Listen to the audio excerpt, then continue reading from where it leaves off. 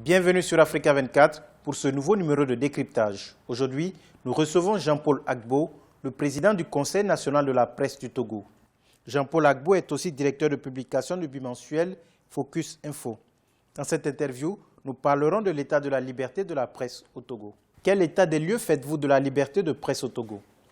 Disons que globalement, la liberté de la presse se porte bien au Togo. Si on veut analyser la situation, il faut le faire à plusieurs niveaux. D'abord sur le cadre réglementaire et normatif. Le Togo dispose depuis 2004 d'un des codes les plus libéraux de la sous-région avec la dépénalisation des délits de presse, un accès libéralisé et facile au métier, à l'exercice de la profession. Donc, de ce point de vue, nous disposons d'un cadre assez libéral. Aujourd'hui, on peut considérer qu'aucun journaliste n'est poursuivi, encore moins emprisonné. Mais en même temps, il y a quelques mois, il y a eu le vote du nouveau code pénal avec une disposition, l'article 479, qui a beaucoup ému le milieu de la presse, qui a beaucoup ému les professionnels des médias, parce que cette disposition punissait de peine d'emprisonnement la publication, la diffusion de fausses informations. Nous en sommes émus auprès des autorités.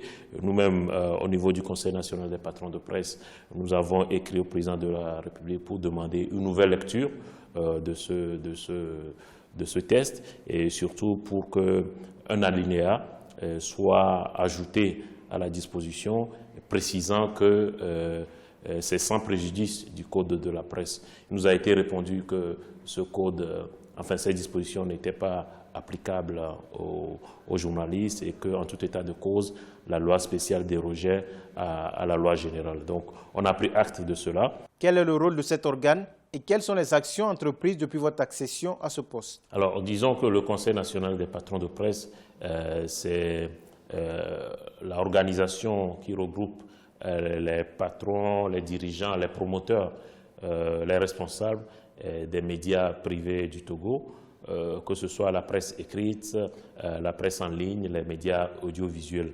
Effectivement, en 2014, nous avons été élus à la tête de ce conseil et notre objectif était de redynamiser l'organisation qui, après 7 ans d'exercice, manquait d'initiative et ne répondait plus réellement aux objectifs qui lui étaient assignés à sa création.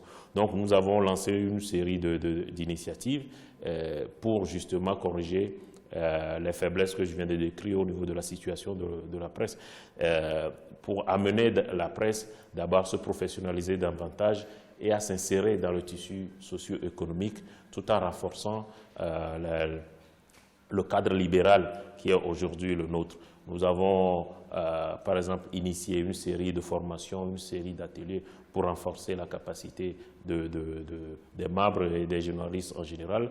Nous avons aussi initié une série d'initiatives pour justement amener les patrons de presse, les organes de presse qui, pour beaucoup, restaient encore dans l'informel, à mieux se structurer parce que c'est à ce seul prix qu'ils peuvent valablement s'insérer dans le tissu socio-économique et c'est à ce seul prix qu'ils peuvent effectivement capter les ressources qui manquent cruellement aujourd'hui à la presse togolaise. Les états généraux de la presse togolaise ont eu lieu entre juin et juillet 2014 avec pour objectif de professionnaliser la corporation.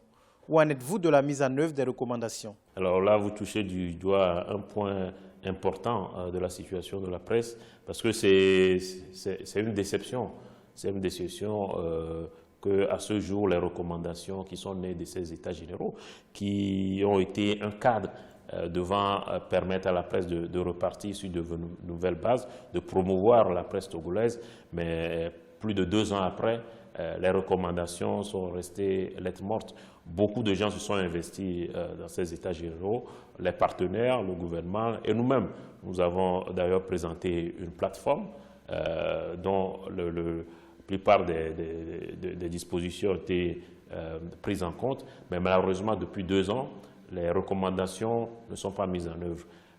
Il faut quand même reconnaître que les recommandations allaient dans 3 sens. Il y a des recommandations qui incombaient au gouvernement. Il y a des recommandations qui devaient être mises en œuvre par les partenaires, et puis il y a des recommandations qui étaient à la charge des professionnels des médias eux-mêmes et des organisations de presse.